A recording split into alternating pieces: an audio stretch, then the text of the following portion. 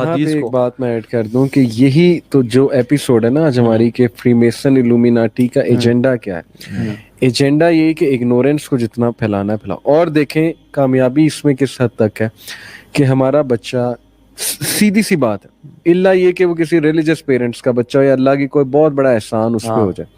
Otherwise religious knowledge کو کچھ سمجھتے نہیں. وہ سمجھتے ہیں سارے لوزرز ہیں مولوی. اور ہمارا بھی اس میں اتنا قصور ہے کہ ہم بچے کو قرآن پڑھاتے ہیں اس کے بعد ہم کہتے ہیں قرآن ختم ہو گیا بیٹا تیرا. اب وہ سائیکالوجی پہ ایسی ہٹ کرتی ہے اس کو بعد جائے قرآن ختم ہے. ایکسل اب دنیا میں کرنا ہے. قرآن بس قاری صاحب نے پڑھانا تھا دیٹس اوور. وہ ختم ہو چکا ہے. جو سیکھنا تھا سیکھ لیا. برکت کے لیے میں پڑھ چکا ہوں. اب میں نے یہاں پر آنا ہے. تو اس کو شیخ کاؤنٹر کیسے کرنا ہے اس کا تعلق دجالی فتنے سے. اور بس یہ کہ بشیروں و نذیرہ پراپھٹ ڈرانے والے بھی تھے اور بشارت دینے والے بھی تھے. میں تو ڈراؤں گا یوتھ کو آج کے ٹاپک کے بعد کہ بچا لیں اپنے آپ کو. آپ کو پتہ نہیں ہے کہ اگر آپ اس سسٹم میں سانس لیتے رہے فالو کرتے رہے الاؤ کرتے رہے. جیسے فتنے کا مطلب مجھے ایک اسکالر نے سمجھایا تھا. میں نے اس سے پوچھا کہ فتنے کا مطلب مجھے ذرا بتائیں ویژوالائز کرائیں یہ ہے کیا ایکچولی ٹیسٹ ایٹ اور موائل ہے واٹ از اٹ. انہوں نے کہا فتنہ یہ کہ تیرے چاروں طرف آگ لگی. مجھے ویژوالائز کرایا کہ تم ایک گھر میں رہ رہے ہو چاروں طرف آگ ہے لیکن ادھر ہی رہنا. اب ماسک پہن کے رہو گے پانی بالٹی سے آگ بجھاؤ گے کیا کرو گے کچھ تو کرو گے. تو یہ پریکاشنز تم نے فتنہ دجال کے موقع پر کیسے لینی ہے اپنے تک آگ کیسے نہیں آنے دینی. تو یہ لوگ لٹرلی پرورٹس ہم بن جائیں گے جس لائف سٹائل پہ ہم جا رہے ہیں. جو ہے نا فتنہ itself is not a negative word. فتنہ وہ کہتے ہیں نا فتن تو ذہب میں نے سونے کو آگ لگائی. what happens is فتنہ پیوریفائز.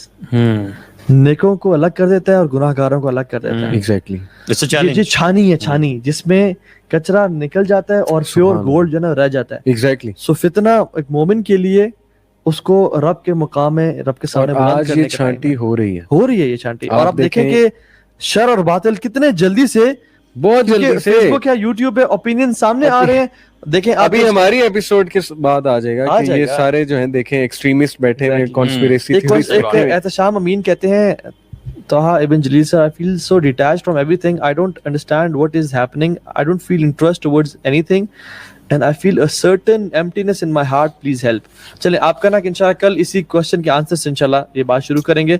سو جزاک اللہ خیر. بہت زبردست رہا اور کل کا جو سیشن ہوگا بہت امپورٹنٹ ہوگا کیونکہ ول کنیکٹ یہ جو میجک اور جو الومیناٹی فری میسنز ٹو دجال کس طرح سے یہ دنیا دجال کا انتظار کری ہے اور اپنا جو اصل ان کا. لیکن کل کمزور دل والے نہ آئیں کل ہم بہت ڈرائیں گے اور بہت ہی ایسی باتیں کھولیں گے کہ پتہ نہیں لوگ کہیں ڈپریشن میں نہ چلے. بالکل. اور کس طرح سے آنے والا دور کیسا ہوگا احادیث کے مطابق اور کس طرح سے آپ اپنے آپ کو بچا سکتے ہیں اور نسلوں کو بچا سکتے ہیں.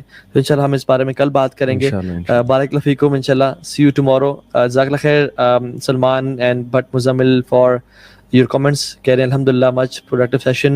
Sister Amber Malik کہہ رہی ہیں اللہ سبحانہ وتعالیٰ bless strength and understanding Quran with تفسیر to all our youngsters. آمین یا رب العالمین.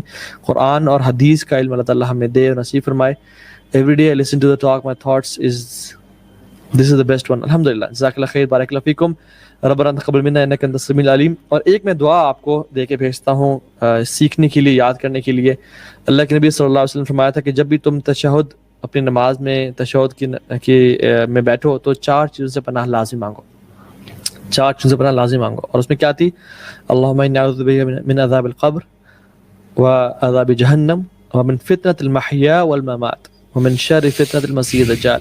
زندگی اور موت کے جو فتنے ہیں نا ان سے یعنی پناہ مانگا کریں. اور ایک اور دعا بھی چلے آپ کو ایز اے بونس دے دیتا ہوں اور وہ یہ ہے کہ رسول اللہ صلی اللہ علیہ وسلم اکثر دعا کیا کرتے تھے اور اسپیشلی فتنوں کے دور کے لیے بہت پریولنٹ دعا ہے کہ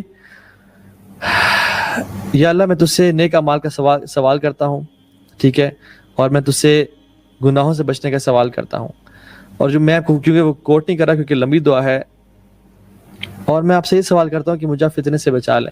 اللہم انی اسألک فعل الخیرات وترک المنکرات وحب المساکین ان تغفر لی وترحمنی.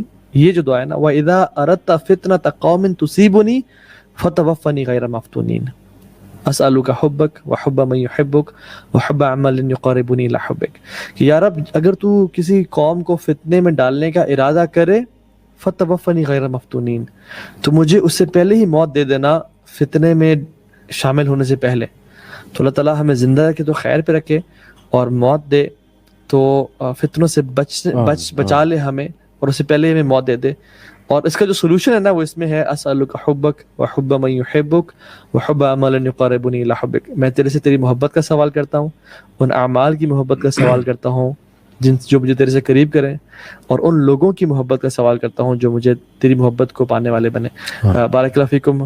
السلام علیکم ورحمۃ اللہ وبرکاتہ. See you guys tomorrow inshallah. Stay tuned.